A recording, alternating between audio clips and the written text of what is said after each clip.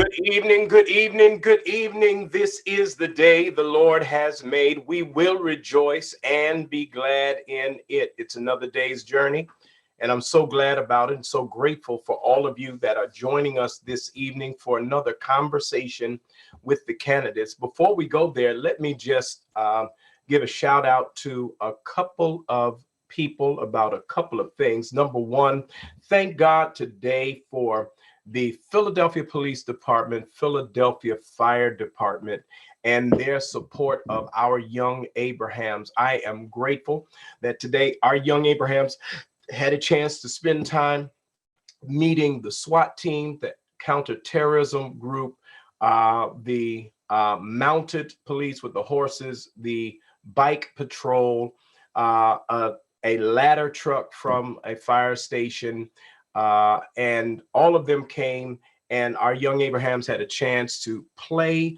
to be informed, to learn.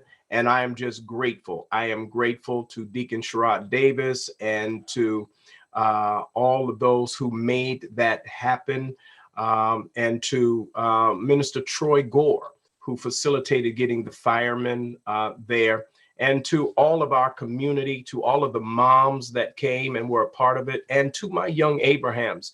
Thank you for being learners. Thank you for being for having a good time and being really good young boys today. And so I appreciate that.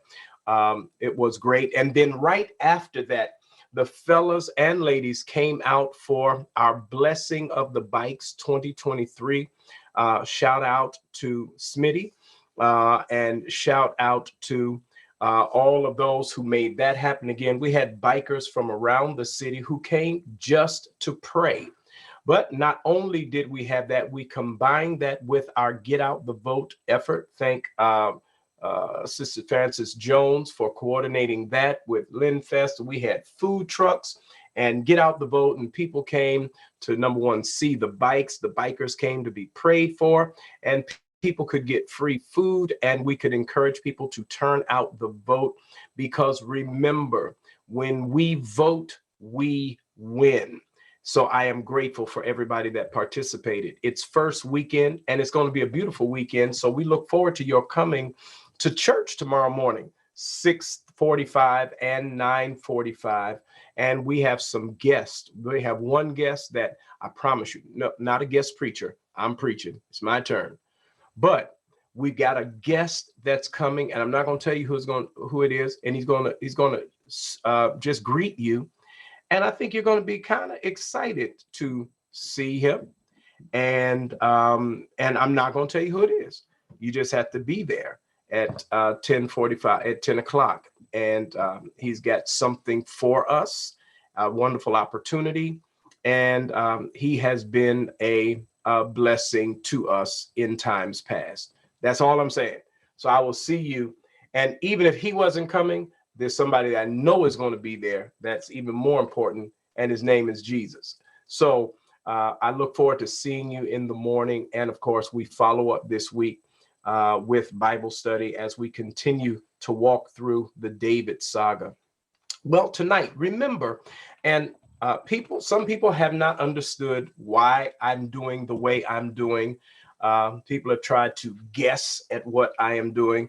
I have intentionally remained Switzerland in this this local election, because my heart's desire is that we have a very good turnout. Now, I think you all know there is one person that I think we can't afford to win, and you're not surprised about that. And I think he that hath an ear, let him hear. But you need to know that what's most important is that you turn out to vote. The way your neighborhood gets services is that you have a high percentage turnout at your polling station. That's the difference, whether you accept it or not. That's the difference between your trash getting picked up, your streets getting cleaned with the snow, the response times of the police and the response times of the fire department. You don't want to hear that, but it's true. where there is high voter turnout and participation and engagement, there are just better services. Call it right or call it wrong, I'm calling it real. And that's what I'm pushing for, because when Black folk vote, Black people win. And that is what is important to me. Now, I am a Democrat, but it is also important that both as a pastor and as a person of integrity, we've opened this up to whoever was willing to come.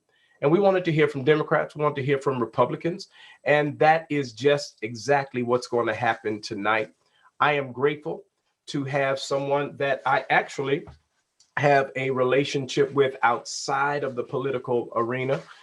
We share a martial arts background and a love for that, but he is also a Republican who is sitting and running for mayor, has sat on city council, and it is Mr. David O. And he is coming to talk to us about why he is running for the seat of the mayor of Philadelphia. Brother O, would you come on, please? Hey, here I am. Thank you very much, Pastor. Yes, sir. Yes, sir. Well, good to see you, and thank you for joining us for conversations with the candidates. This is our opportunity to hear your head and your heart.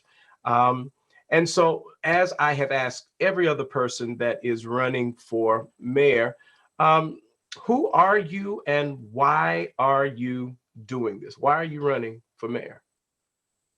Well, I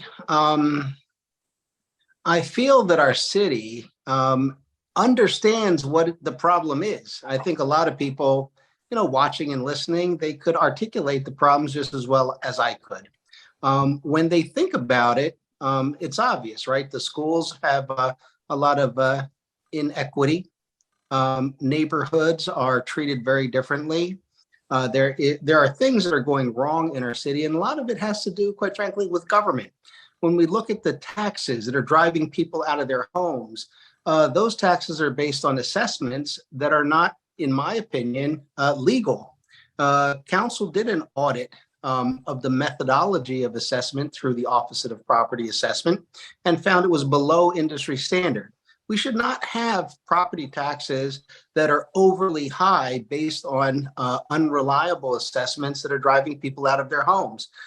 I've dealt with the Department of Human Services, which does a very important job.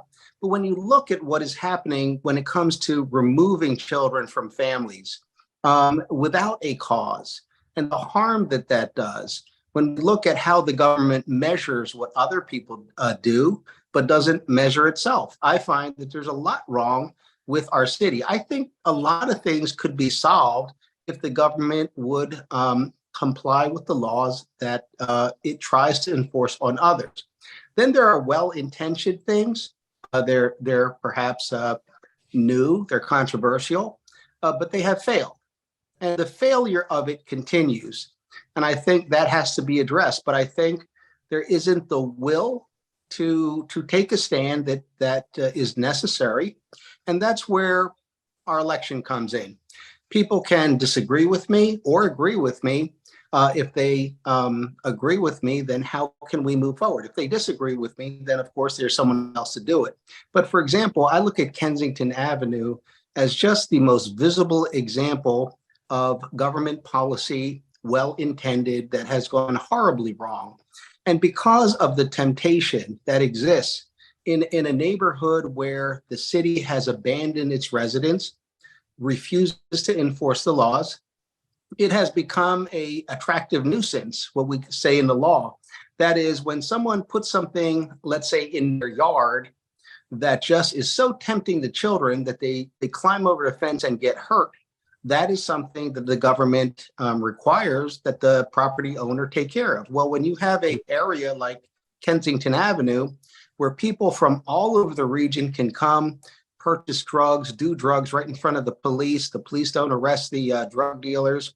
People are living on the streets in tents. That's inhumane. And for the residents and for even the ones who are tempted into a life of drug dealing, it can cost them their life. And there isn't the same concern about all these different people. So I'm running because I have battled this as a city council person. I would like to see the city do better. And I believe that we have to change the direction of our city in order to get these things done. Okay, well, thank you for that. So what does that, I hear that as an opening, as a prologue, but what does that mean specifically? What I've been asking each person is, what would be your top three issues, and what policies and or initiatives would you as a mayor put in place to address them? So top three things that we could expect to see in a David O. administration, how and why? So I'll say that there are many important issues, but as you said, there has to be a focus Yeah. by the new administration. The first one comes as no surprise. It's gun violence and murder. If we don't stop the murders and the violence in our city, in our neighborhoods, even in center city and places where people come to gather, we will not be able to get to the other issues that face our city. And I'm going to talk about what I would do in a second, but I also want to describe the next two. Public schools, education, and what it means to children and to families and the communities and neighborhoods. How do we provide meaningful education to the children of our city so that they don't resent school, so that their parents believe and their community believes that this is going to shape them into a better person, that they're going to enjoy and be stimulated by going to school. And for those children who don't have much at home, who live in a community that just has lost hope, how do we restore hope to them because of a place called school? And then finally, I think there's too little emphasis in our city, and I've served on council for 11 years, on jobs.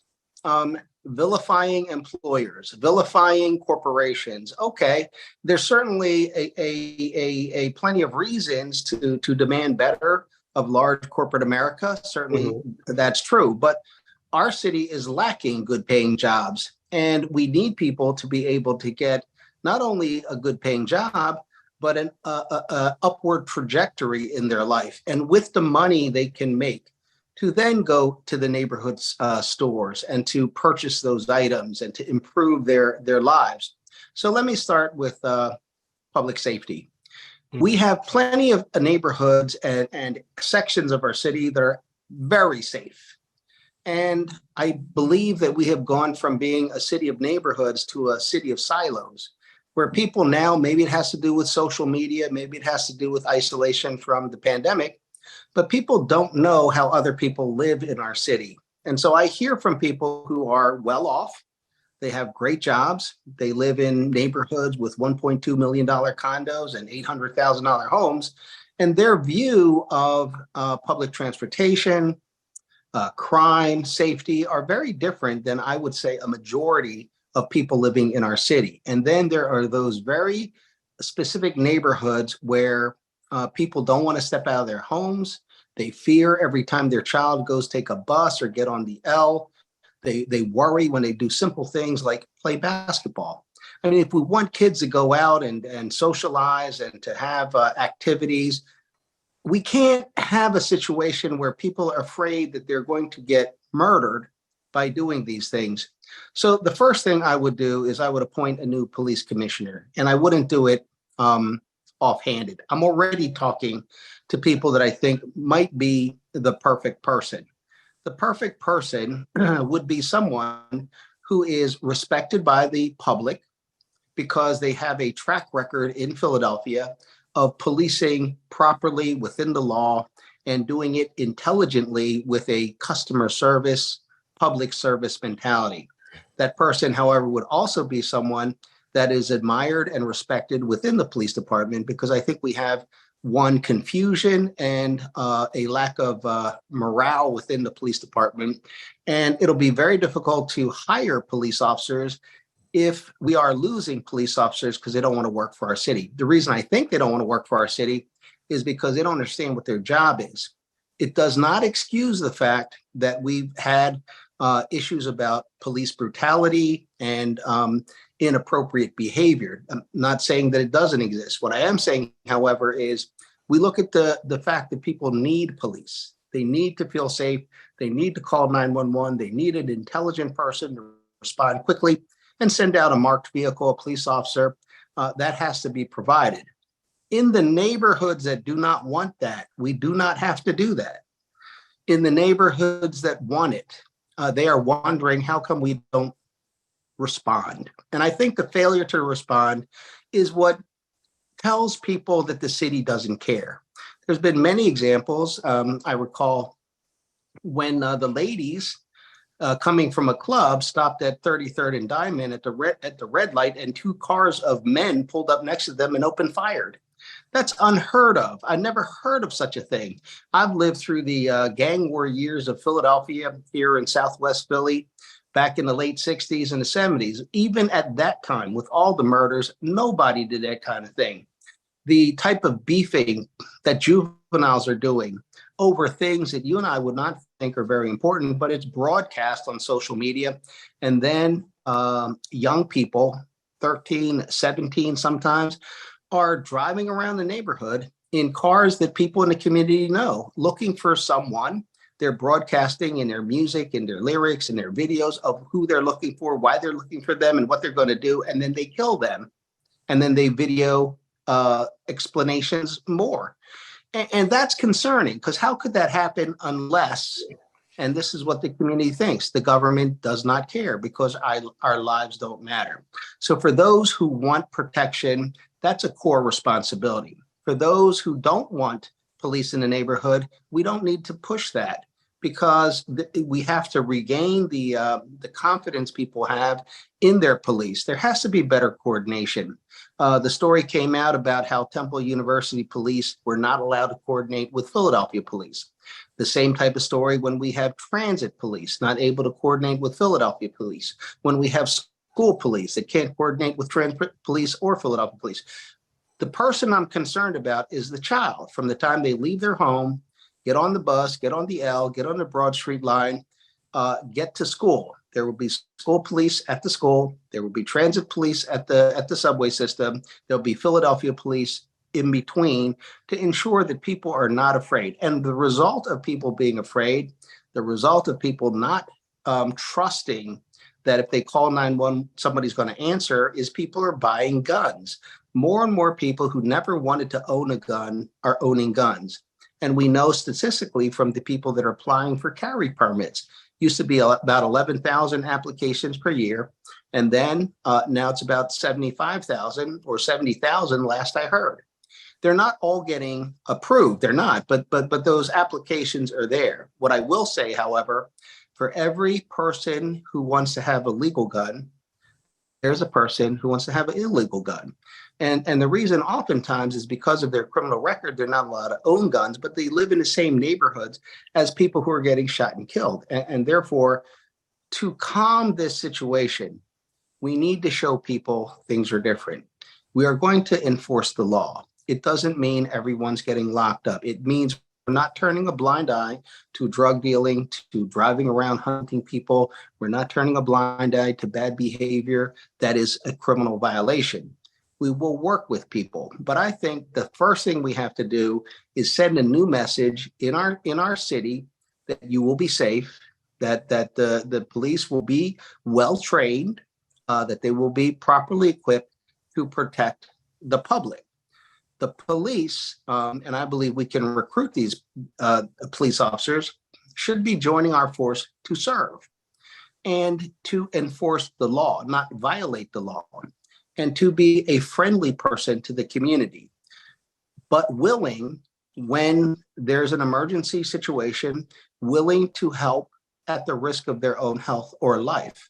And I think there's people who want to be that good person, and we have to open that up for them. In terms of the schools, what I've said is this: I will request the resignation of all school board members. Again, I don't blame the police commissioner. She was brought here. What happened after she got here was unexpected. And I think after that, her hands were very much tied by this administration. and she's not originally from here, so she doesn't exactly know what's going on in Philadelphia. And however it has turned out, she has been the police commissioner during this time. I think the same thing of the school district. The school district was put in place by the mayor. They have sat over an education system that is very controversial. What is not controversial is the performance is down, very poor performance. The thing, however, about all the school districts is that we've had is that during the time that they've been in power, schools have remained grossly unequal. It is a blatant violation of the Constitution. There should be no such thing.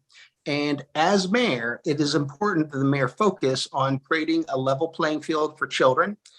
When children, especially with social media, look at the difference between their education and other people in our same city, our same school district, they cannot help but understand that they have been given the short end of the stick, and it makes them angry, along with everything else that they face.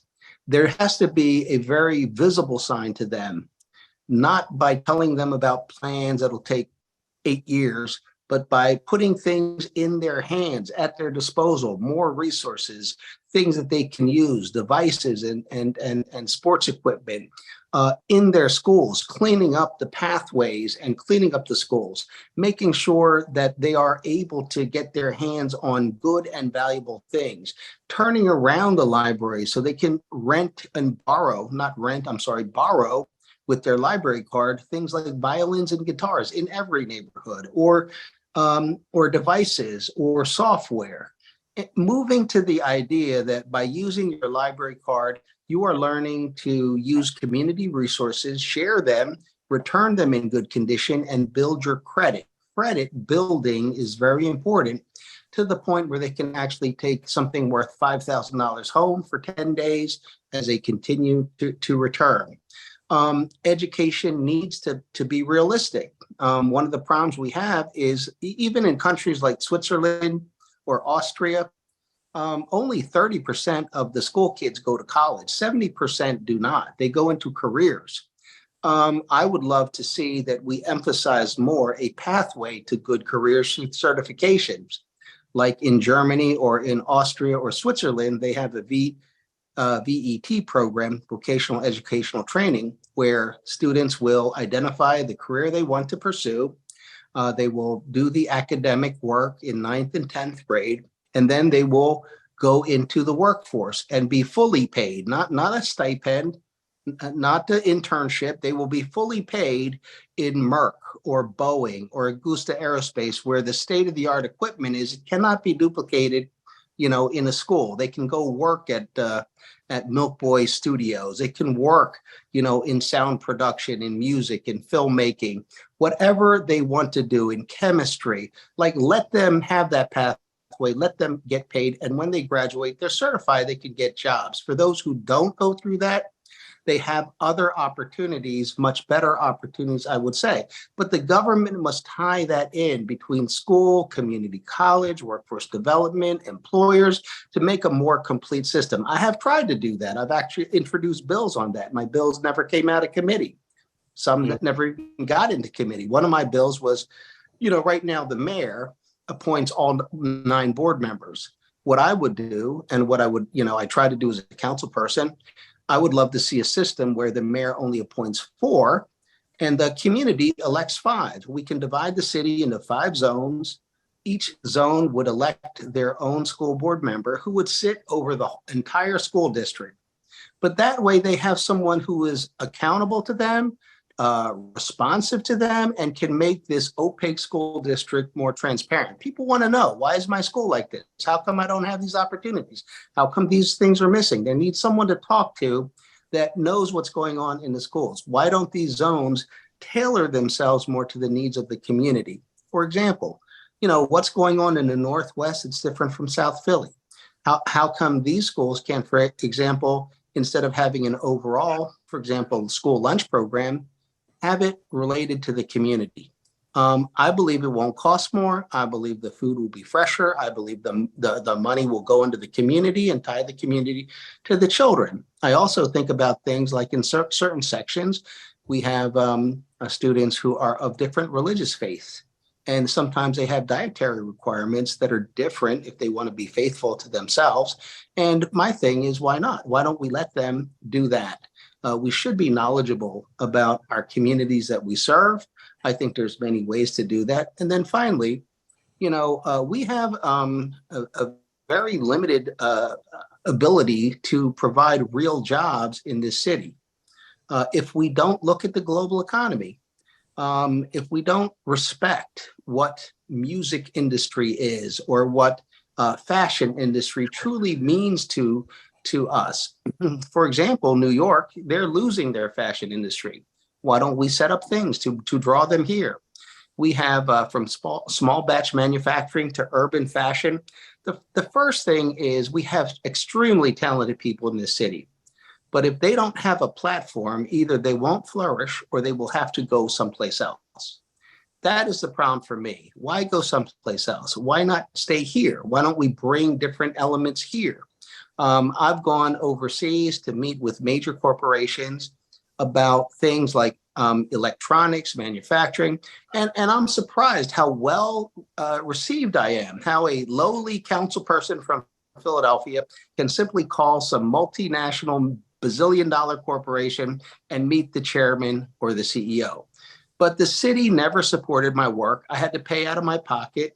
I had to do other things. I couldn't even get Liberty Bells to give to them when I was meeting the chairman and the CEO of Korea Airline, Hyundai Motor Corporation, Hyundai Rotem, our train manufacturer, Samsung Electronics, SK Corporation, LG, and others.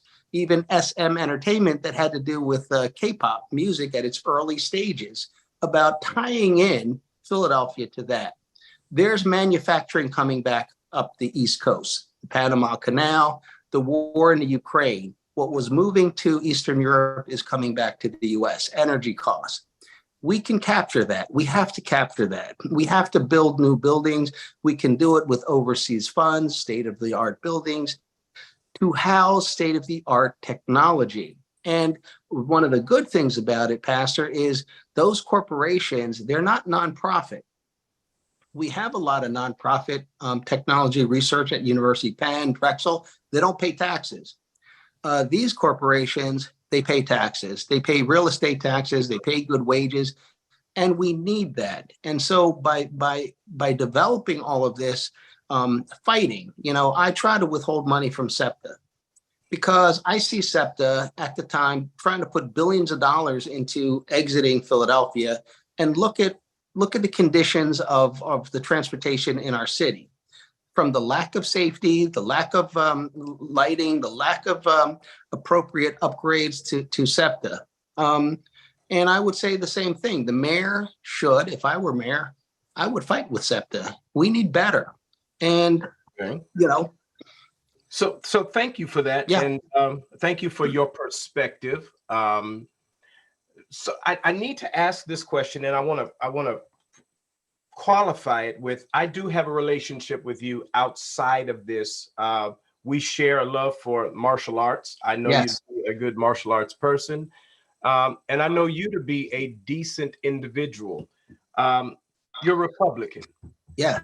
How do you, and you've done a really good job from your perspective of calling out and dealing with some of the problems of Philadelphia. All right, we give that to you. Yes.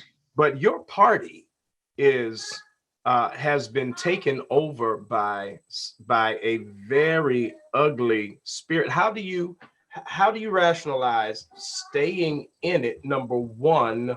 But number two, how do you rationalize, how do you understand being Republican and being able to say to us that you will fight these things in the city, and it appears that there's no pushback on the ugliness of what has taken hold in the Republican Party over these last few years? How do you respond to that?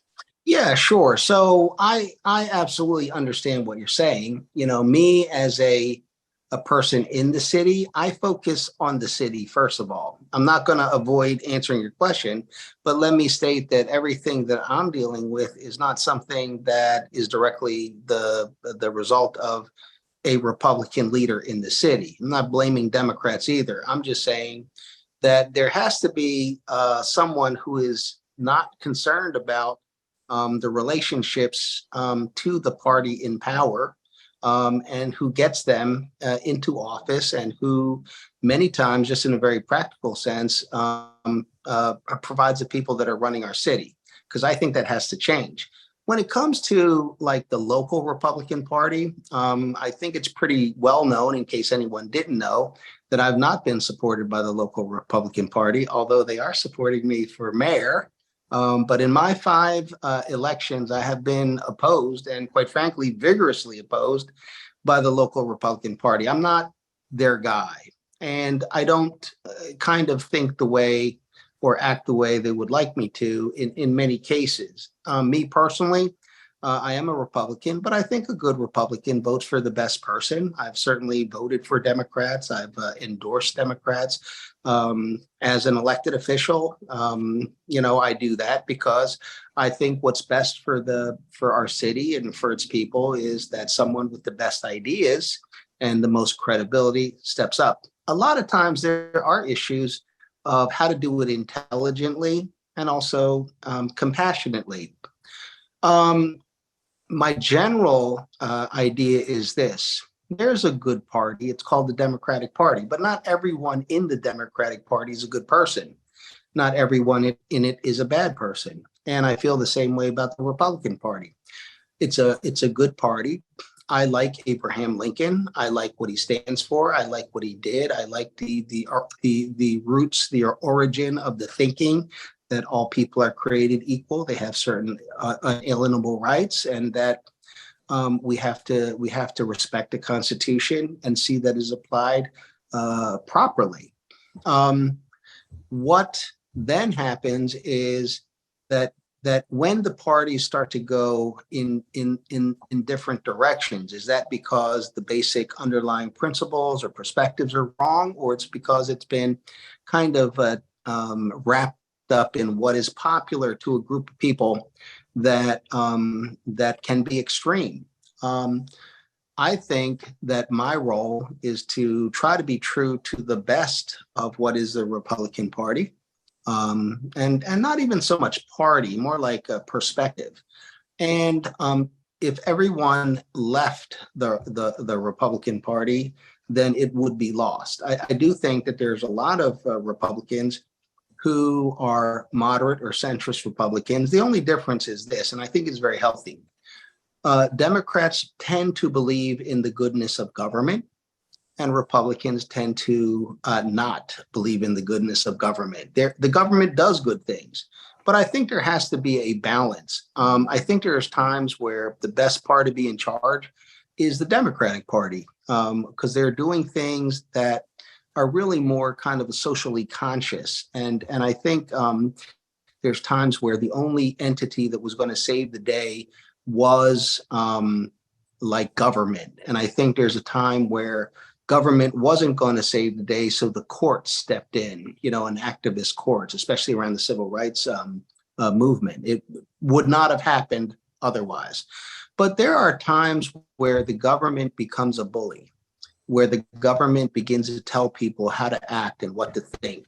And it's very, very subjective because it's been taken over by people who intrude upon individual rights. And individual rights, I think, are so important. It's really what makes America, America. There are many countries around the world where the power of the government is to tell you what to do, what to think, and how to be. I think the thing about the Constitution is the Constitution, which is the most important document in our nation, is about your right to be you. Your right, whether I like you or don't, or I like your choices or not, or I like your religion or I don't, your right to be you, and the limitation on me to intrude upon you. When government starts to be my tool to tell you what to think, to tell you how to act, to tell you that if you say certain things, you'll be penalized or you'll be punished. That's when government has gone too far, kind of like today. And I think it's important that the individuals have the power.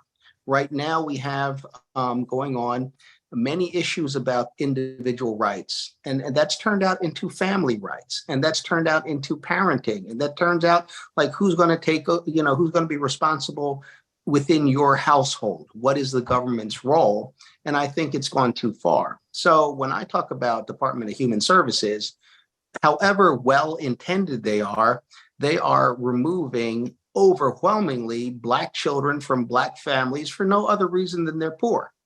And this is well documented. And when you look at the numbers, they're horrific. Now, who thought this was a good idea?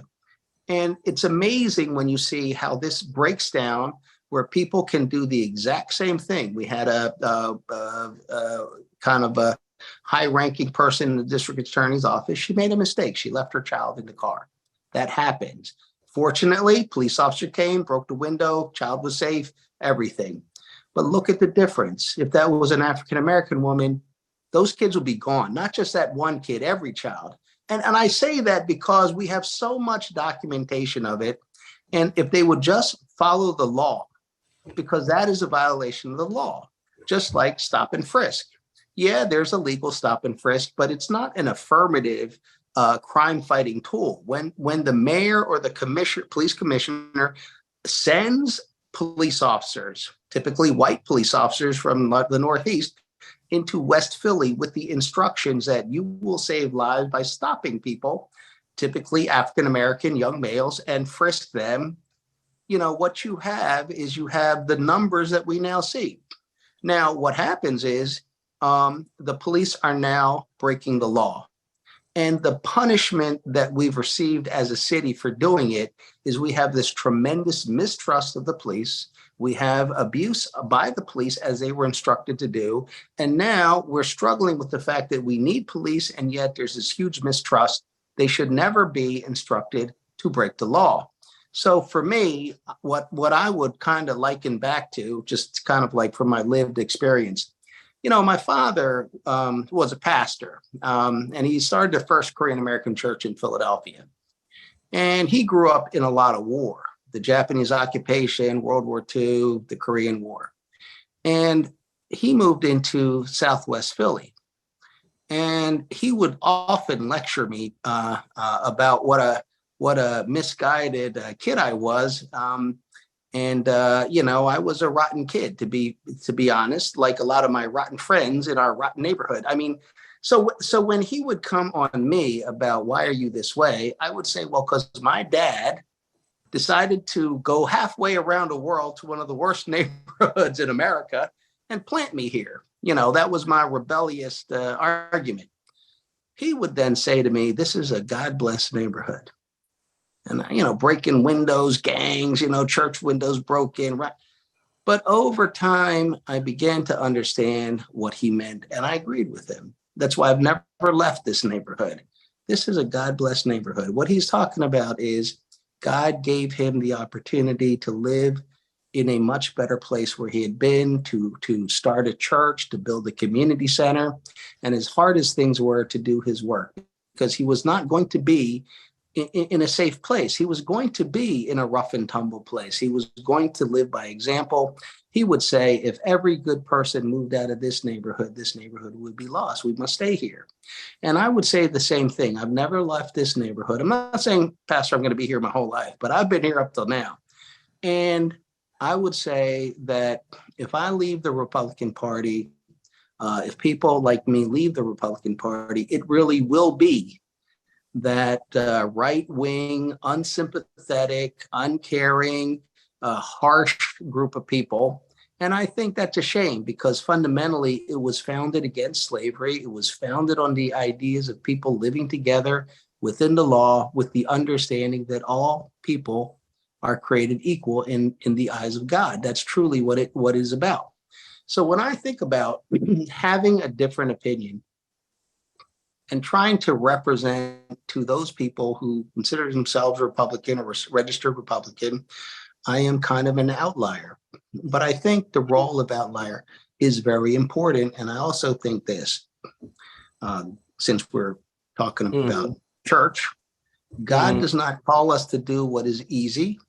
God does not call us to do what is popular. God sometimes calls us from the oddest places because it shows his power and it shows his might. If we all wore the king's armor, well, then where would be the glory to God? Mm. Sometimes God has us take off the king's armor and slay Goliath with a stone. And without the king's armor, everybody knows it was the will and might of God. I'm never concerned. I am never concerned about the billionaires and millionaires. I'm not saying I'm going to win, Pastor. I'm just saying answering the call is the important thing. The rest of it, well, that will be determined. All right. Well, thank you for that, David, and Yes. thank you for really helping us to see your head and hear your heart. Is there anything that I have not asked you or given you the opportunity to say? As I've said before, and everyone knows, in these, if you're selling, I'm buying. I am not debating, but giving everybody the opportunity to say and present their argument. Is there anything that I didn't ask you or didn't come up that you think people need to know about David O as we consider this next election? Well, I think a lot of things are covered. I would say that people oftentimes think like I was born and raised in Chinatown. Obviously, look at me. So that's not unusual.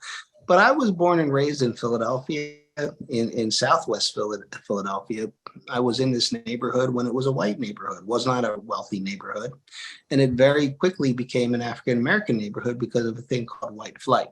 Now we have the reverse. I'm sometimes surprised to see somebody who's white in this neighborhood, but it signals to me and everybody else in this neighborhood that soon it's going to be too expensive to afford to live in this neighborhood. I'm not blaming any people. I'm just saying that nobody should have to feel that way. That is the government's power coming down on people.